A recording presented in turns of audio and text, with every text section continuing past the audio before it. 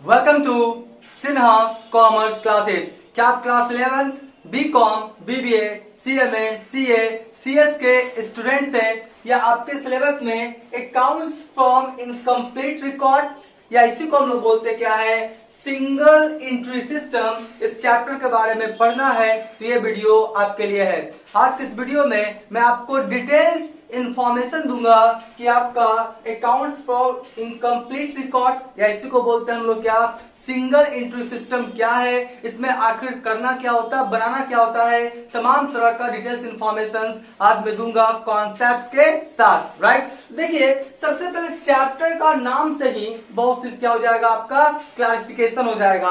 Chapter का नाम देखिए क्या है, अकाउंट्स फ्रॉम इनकम्प्लीट रिकॉर्ड्स, मतलब इसमें जो आप अकाउंट्स बनाएंगे वो इनकम्प्लीट रहेगा, आपका क्या रहेगा, आधा अधूरा रहेगा, पूरा नहीं होगा, पहली बात। दूसरी बात बोलता है सिंगल एंट्री सिस्टम, मतलब इसमें क्या होगा कि जो भी ट्रांजेक्शन होगा उसका हम लोग सिंगल एंट्री क्या करेंगे, डबल एंट्री नहीं करेंगे। अभी तक जो भी आपने पढ़ा होगा वो क्या पढ़ा होगा आपने, डबल एंट्री सिस्टम के तहत बुक्स ऑफ अकाउंट्स को मेंटेन करना। इसमें हम लोग क्या पढ़ेंगे, सिंगल एंट्री सिस्टम। तो दो बातें क्लियर हो गई, पहला कि ये इनकम्प्लीट रिकॉर्ड से आधा अधूरा क्या है, बुक्स ऑफ अकाउंट्स रहेगा। दूसरा, जो भी ट्रांजेक्शन होगा उसका हम लोग एक ही क्या करेंगे, एंट्री पास करेंगे। लेकिन उससे पहले हम लोग थोड़ा सा जानेंगे क्या अकाउंटिंग सिस्टम किसे कहते हैं। देखिए मैंने आपको पहले बोला, मैं आपको पूरा कॉन्सेप्ट से क्या करूंगा, इस चैप्टर को पढ़ाऊंगा, इसलिए आप क्या करेंगे, पूरा वीडियो क्या करेंगे, अच्छे ढंग से देखेंगे। सबसे पहले समझिए अकाउंटिंग सिस्टम, लेकिन उससे भी पहले मैं आपको एक छोटा सा एग्जाम्पल देकर समझाने की कोशिश करूंगा कि आपका अकाउंटिंग सिस्टम आखिर है क्या। जैसे फॉर एग्जाम्पल मान लेते हैं कि आपको पटना से कहा जाना है, मान लेते हैं मुंबई। आपको पटना से कहा जाना है, मुंबई। राइट, आपको पटना से कहा जाना है, मुंबई। तो यहाँ पे देखिए मान लेते हैं, हम किसी का एग्जांपल लेके चलते हैं। ये कौन है आपका, मिस्टर राज। ये कौन है आपका, मिस्टर राज। मिस्टर राज को पटना से कहा जाना है आपका, मुंबई। तो कैसे जाएगा, देखिए 2 3 4 आपका क्या है, संसाधन है, उसके द्वारा जा सकता है। देखिए पहला कैसे जा सकता है पटना से मुंबई, मान लेते हैं एरोप्लेन से। किससे जा सकता है वो, एरोप्लेन से क्या कर सकता है, पटना से मुंबई जा सकता है, पहला। दूसरा, मान लेते हैं वो ट्रेन से जा सकता है, किससे, ट्रेन से क्या कर सकता है, जा सकता है। राइट, तीसरा मान लेते हैं बस से जा सकता है, किससे जा सकता है वो, बस से। और मान लेते हैं 4 व्हीलर से, उससे भी क्या कर सकता है, जा सकता है। राइट, या उसके पास और भी कोई संसाधन है जिसके द्वारा पटना से मुंबई वो क्या कर सकता है, जा सकता है। तो जाना तो उसको पटना से मुंबई है, मिस्टर राज को। राइट, तो आपका संसाधन क्या है, आपका क्या है, चेंज है। आपका एरोप्लेन से जा सकता है, ट्रेन से जा सकता है, बस से जा सकता है, 4 व्हीलर से जा सकता है। तो ये सब संसाधन से वो जा सकता है, लेकिन जाना कहाँ है, पटना से मुंबई। खाली आपका तरीका क्या है, अलग है। ठीक उसी प्रकार से यहाँ पे जो आपका अकाउंटिंग सिस्टम है, इसके तहत हम लोग क्या करते हैं, जो भी बिजनेस का ट्रांजेक्शन है उसको क्या करते हैं, मेंटेन करते हैं, बुक्स ऑफ अकाउंट्स को मेंटेन करते हैं, किससे कितना पैसा लेना है, किसको कितना पैसा देना है, बिजनेस में प्रॉफिट हुआ तो कितना, लॉस हुआ तो कितना, बिजनेस का फाइनेंशियल पोजीशन कैसा है। फाइनेंशियल पोजीशन मतलब क्या, assets, liabilities, loan, capital, reserve, ये सब कैसा है, ये सब उसको क्या करना, फाइंड आउट करना है। तो तरीका क्या है, उस तरीका ही को हम लोग बोलते हैं क्या है, अकाउंटिंग सिस्टम। तो अकाउंटिंग सिस्टम द्वारा कोई भी बिजनेस ऑर्गेनाइजेशन, इंस्टीट्यूशंस का हम लोग बुक्स ऑफ अकाउंट्स मेंटेन करते हैं और उसका तमाम तरह का in details information find out कर लेते हैं। उसी सिस्टम को हम लोग क्या बोलते हैं, अकाउंटिंग सिस्टम। तो देखिए लिखा क्या है, बोलते हैं accounting system, this system design to acquiring transactions and events of a business. बोलता है वो ऐसा सिस्टम जो डिजाइन किया गया है आपका क्या, जो भी आपका बिजनेस ट्रांजेक्शंस को रिकॉर्ड करना, इवेंट्स को रिकॉर्ड करना, and account for them in way that compiles with its policies and procedures. मतलब जो आपका लेखांकन पद्धति है, जो लेखांकन रूल्स है, प्रिंसिपल्स है, उसको क्या करेगा, फॉलो करेगा। तो उसी सिस्टम को क्या बोला गया, अकाउंटिंग सिस्टम। यानी अकाउंटिंग सिस्टम द्वारा किसी भी बिजनेस ऑर्गेनाइजेशन, इंस्टीट्यूशन का हम लोग क्या करते हैं, बुक्स ऑफ अकाउंट्स मेंटेन करते हैं। अब सवाल उठता है कि कितने तरह का अकाउंटिंग सिस्टम है, ध्यान सुनिएगा, कितने तरह का अकाउंटिंग सिस्टम है? तो अकाउंटिंग सिस्टम आपका कितने तरह का होता है? जनरली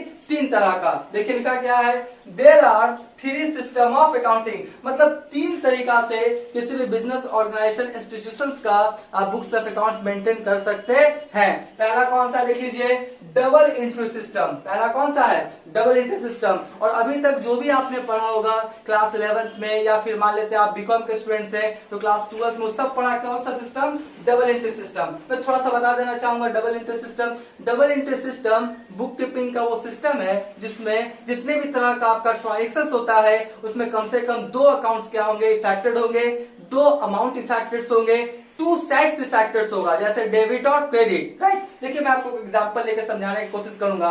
मान लेते हैं कि बिजनेस स्टार्ट किया गया 1 लाख से, उसका एंट्री हम लोग क्या करेंगे? कैश अकाउंट डेबिट, और 2 क्या करेंगे हम लोग? Capital account, right. क्या करेंगे हम लोग? कैश अकाउंट डेबिट, 2 क्या करेंगे हम लोग? Capital account, right. क्या करेंगे? Cash account debit to capital account. तो ये जो ट्रांजेक्शंस को रिकॉर्ड किया गया किस मेथड से? Double into system. अब कैसे? सुन लीजिए। देखिए इसमें 2 अकाउंट्स कम से कम इफेक्टेड हुआ, पहला कैश अकाउंट और दूसरा capital account, right. 2 amount affected हुआ, पहला कैश वाला अमाउंट इफेक्टेड हुआ और दूसरा कैपिटल वाला अमाउंट इफेक्टेड हुआ। 2 साइड्स, ये आपका पहला हो गया डेबिट साइड और 2 वाला कौन सा हो गया मेरा? 2 ये कौन सा हो गया मेरा? Credit side. मतलब 2 अकाउंट इफेक्टेड होगा, 2 अमाउंट इफेक्टेड होगा और 2 साइड्स डेबिट और क्रेडिट क्या होगा? आपका इफेक्टेड होगा ईच एंड एवरी ट्रांजेक्शन में। उसी को हम लोग क्या बोलेंगे? Double entry system. और डबल एंट्री सिस्टम के तहत हम लोग generally journal, ledger, trial balance, final accounts बनाते हैं और फाइनल अकाउंट्स बना के हम लोग बिजनेस का ग्रॉस प्रॉफिट या ग्रॉस लॉस, नेट प्रॉफिट या नेट लॉस और फाइनेंशियल पोजीशंस को फाइंड आउट कर लेते हैं। तो हो गया आपका डबल एंट्री सिस्टम। अब एक और सिस्टम है, कौन सा सिस्टम है आपका? Indian system of accounting. ये क्या है? Indian system of accounting. इसके तहत क्या होता है? कोई सर्टन रूल्स रेगुलेशंस होता नहीं है। जितने भी बिजनेसमैन है, चाहे एक मान लेते चाय का दुकान वाला हो या मान लेते पान का दुकान वाला हो, छोटा मोटा बिजनेस आपका क्या करता है? चलाता हो, तो वो भी लोग क्या करता है? इस तरह से एक छोटा सा रजिस्टर रखता है। क्या रखता है? छोटा सा रजिस्टर। और इसमें क्या हुआ? किसको उधार सामान बेचा, कहां से उधार सामान खरीद के लेकर आया, कितना एक्सपेंसेज हुआ, कितना इनकम हुआ, वो तमाम तरह का आपका डेटा क्या करता है? पेज में रिकॉर्ड करता है। कोई सर्टन रूल्स रेगुलेशंस होता नहीं है, पीछे आगे जहां मन उसका क्या करता है? रिकॉर्ड करता है। और ध्यान से उसका जो लैंग्वेज होता है, जैसे मराठी वाला मराठी में क्या करेगा? रिकॉर्ड करेगा। पंजाबी वाला पंजाबी लैंग्वेज में, आपका उड़िया वाला उड़िया में, है ना, बंगाली वाला बंगाली में, हिंदी वाला हिंदी में, मतलब उसका जो आपका लैंग्वेज होगा उसी में क्या करेगा? रिकॉर्ड करता है। तो उस सिस्टम को हम लोग क्या बोलते हैं? आपका इंडियन सिस्टम। क्या बोलते हैं? Indian system. तो आप देखे होंगे कोई भी छोटा दुकानदार एक रजिस्टर रखता है और उसमें क्या करता है? ट्रांजेक्शंस को रिकॉर्ड करता है। उसे हम लोग बोलते हैं इंडियन सिस्टम ऑफ अकाउंटिंग। और एक जो आप लोग को पढ़ना है, कौन सा? Single entry system. कौन सा पढ़ना है आपको? Single entry system. अब सिंगल एंट्री सिस्टम किसे कहते हैं? ध्यान सुनिए।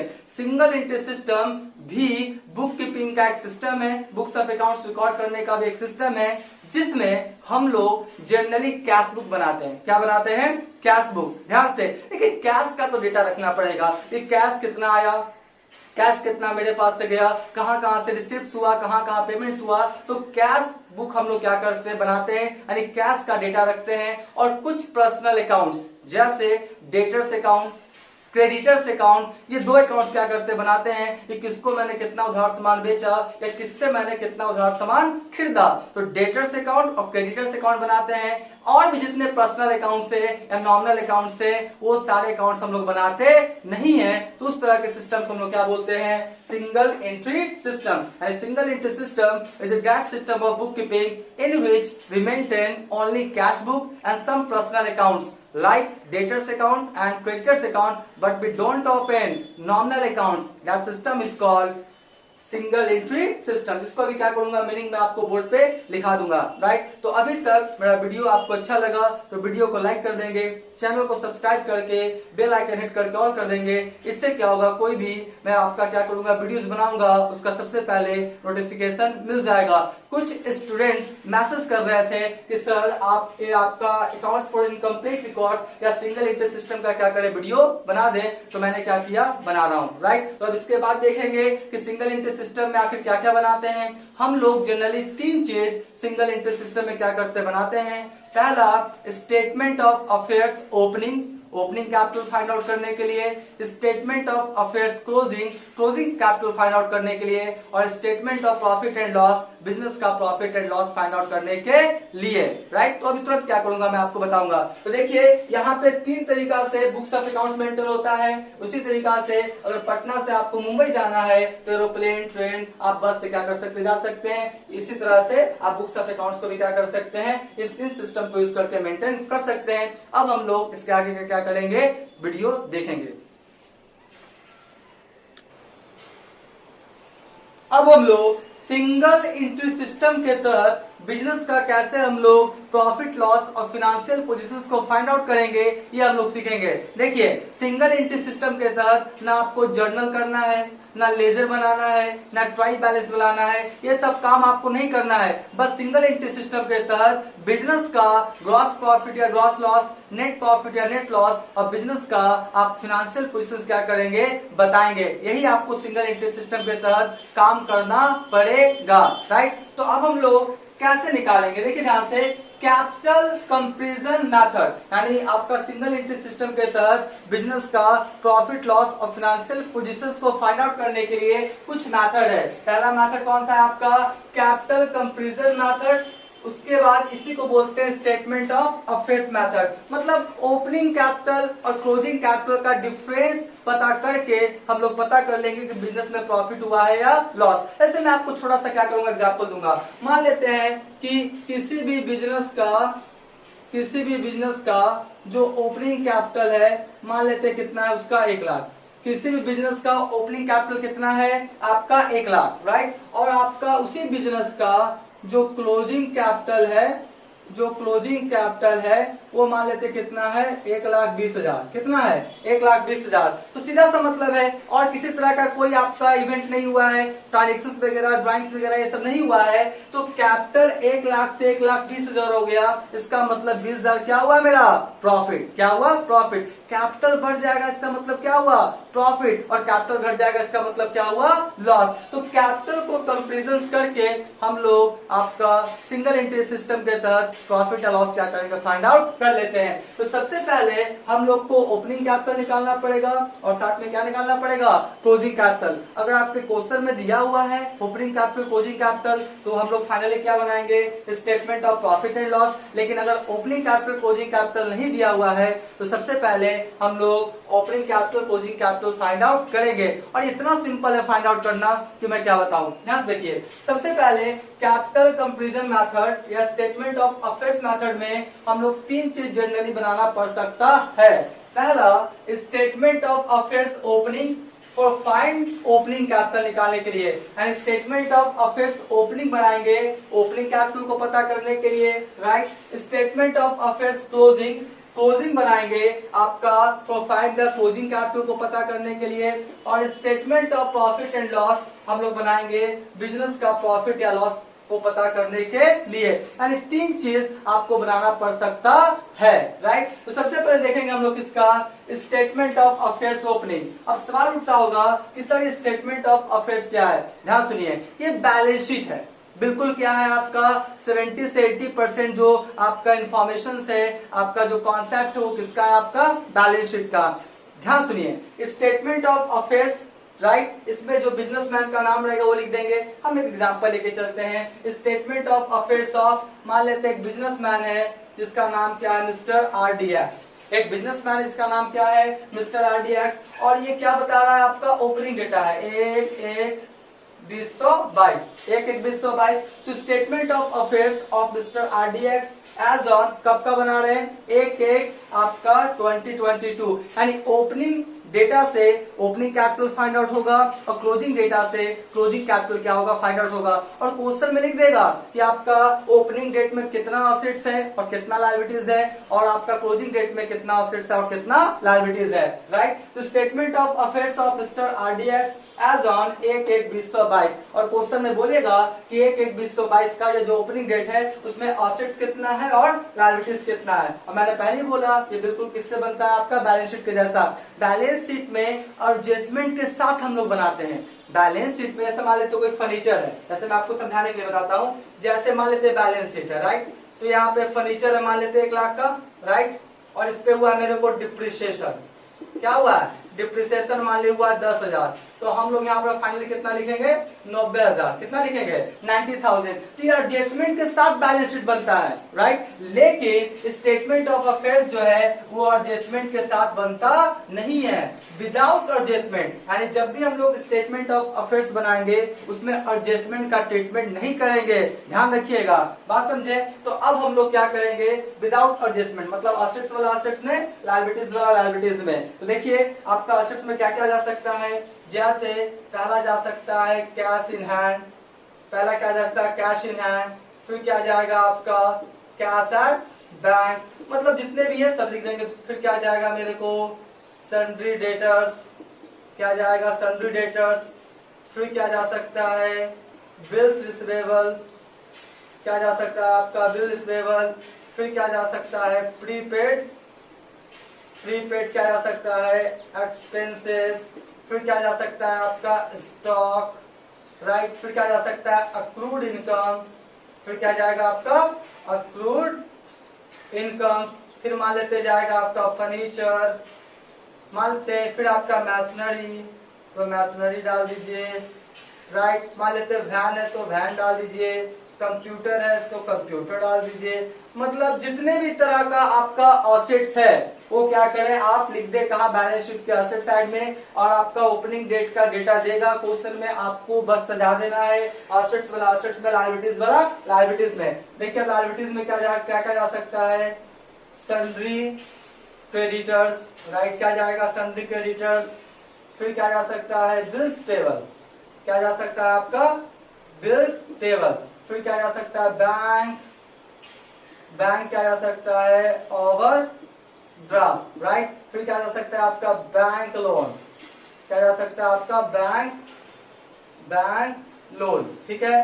फिर क्या जा सकता है आउटस्टैंडिंग एक्सपेंसेस, क्या क्या जा सकता है आउटस्टैंडिंग एक्सपेंसेस, बात समझे। तो इस तरह से क्या करेंगे डाल देंगे और जो आइटम है लिख देंगे। अब देखिए सबसे पहले क्या करेंगे, अब जोड़ेंगे। तो एसेट्स में जोड़े तो मान लिया आया कितना 1 लाख, एसेट्स में जोड़े तो मान लिया आया कितना 1 लाख, राइट। और इधर सब जोड़े तो मान लिया आया कितना 90,000, कितना आया 90,000। और ये तो पता है कि एसेट्स बराबर लायबिलिटीज होना चाहिए, दोनों का अमाउंट बिल्कुल सेम होना चाहिए, 1 रुपया का भी अंतर आना नहीं चाहिए। तो इधर आपका कम रहा है ना, कितना कम रहा है आपका 10,000। तो जितना आपका कमेगा वही मेरा क्या हो जाएगा कैपिटल एट दी ओपनिंग, क्या कहलाएगा कैपिटल ऑफ दी ओपनिंग, कितना 10,000, राइट। ये इसी को हम लोग क्या लिख देंगे बैलेंसिंग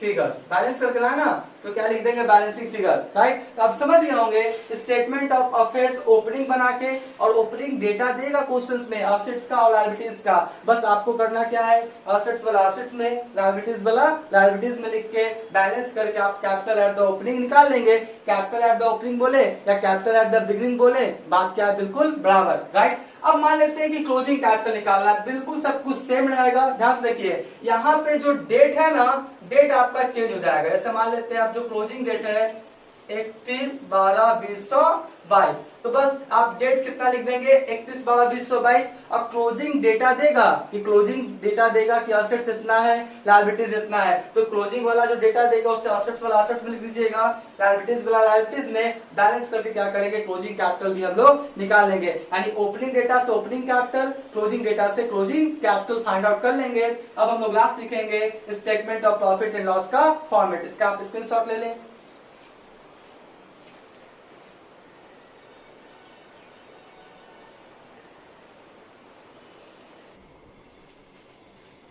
अब हम लोग statement of profit and loss क्या करेंगे सीखेंगे, और statement of profit and loss account बना के हम लोग बिजनेस का प्रॉफिट या लॉस क्या करेंगे फाइंड आउट कर लेंगे। तो देखिए सबसे पहले लिखा क्या है statement of profit and loss of, मतलब जो भी आपका बिजनेस या बिजनेसमैन का नाम रहेगा वो लिख देंगे। मैं एक एग्जांपल लेके चलता हूं कि जो आपका बिजनेसमैन है उसका नाम क्या है, मिस्टर RDX, राइट। और वो फॉर द ईयर एंडेड, आपका साल का अंत कौन सा है, मान लेते हैं 31/12/2022, राइट। उसके बाद पार्टिकुलर्स अमाउंट बना लेंगे। ध्यान से देखिए, सबसे पहले हम लोग लिखेंगे capital at the closing, capital at the closing before adjustment, यानी जो आपका स्टेटमेंट ऑफ अफेयर्स क्लोजिंग बनाए थे, जो स्टेटमेंट ऑफ अफेयर्स क्लोजिंग बना के जो कैपिटल आएगा वो क्या करेंगे, लिख देंगे, राइट। उसके बाद उसमें क्या करेंगे, कोई ड्राइंग्स है, क्या है, ड्राइंग्स, मालिक अपने पर्सनल यूज के लिए, प्राइवेट यूज के लिए, शादी विवाह छठी मुन्ना हनीमून पे जाने के लिए,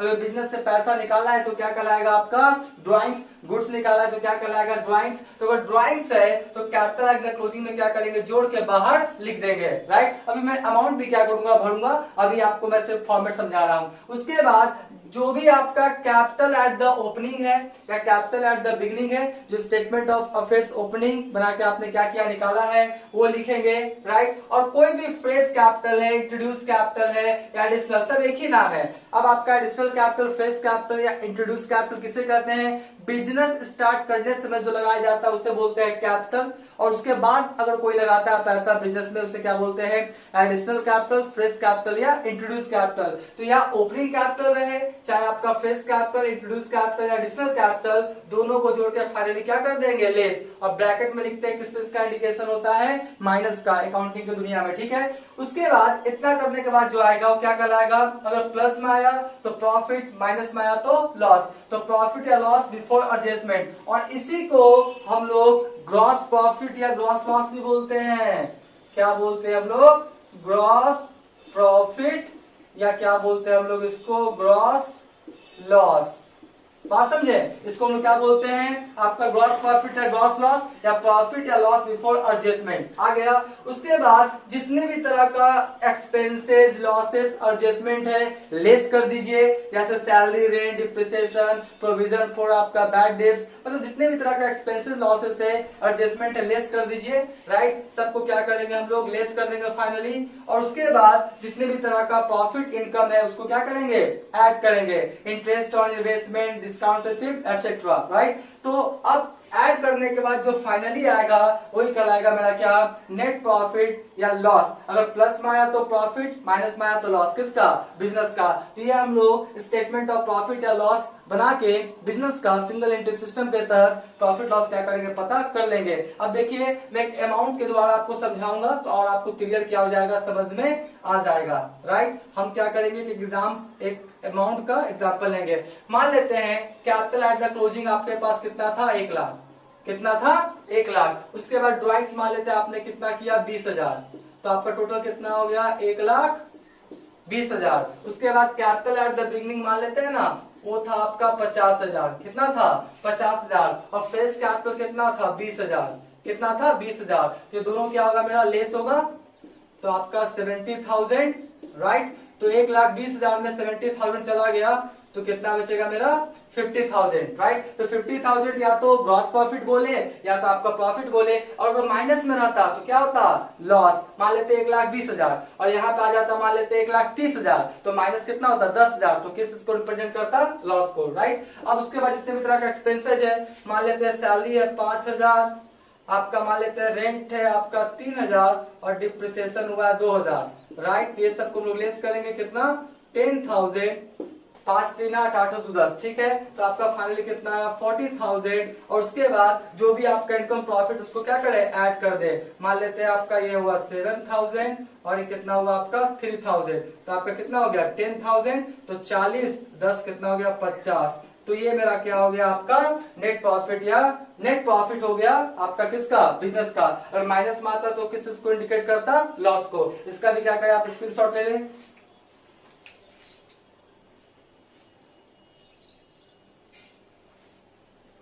राइट। हम मान के चलते इसका क्या किया होगा, स्क्रीनशॉट ले लिया होगा। अब आने वाले वीडियोस में मैं आपको क्लास 11 का या बीकॉम पार्ट 1 का जो भी सिंगल एंट्री सिस्टम का जो आपका बुक है, ऐसे क्लास 11 का डॉक्टर एस के सिंह का, आपका बीकॉम का है financial accounting doctor S M Shukla का, तो चैप्टर सिंगल एंट्री सिस्टम सभी का मैं आपको प्रैक्टिकल प्रॉब्लम्स और सोल्यूशन अपलोड करते चला जाऊंगा। इसलिए मेरे वीडियो से क्या करेंगे, जुड़े हुए रहेंगे। आज का वीडियो यहीं एंड करते हैं। Thank you.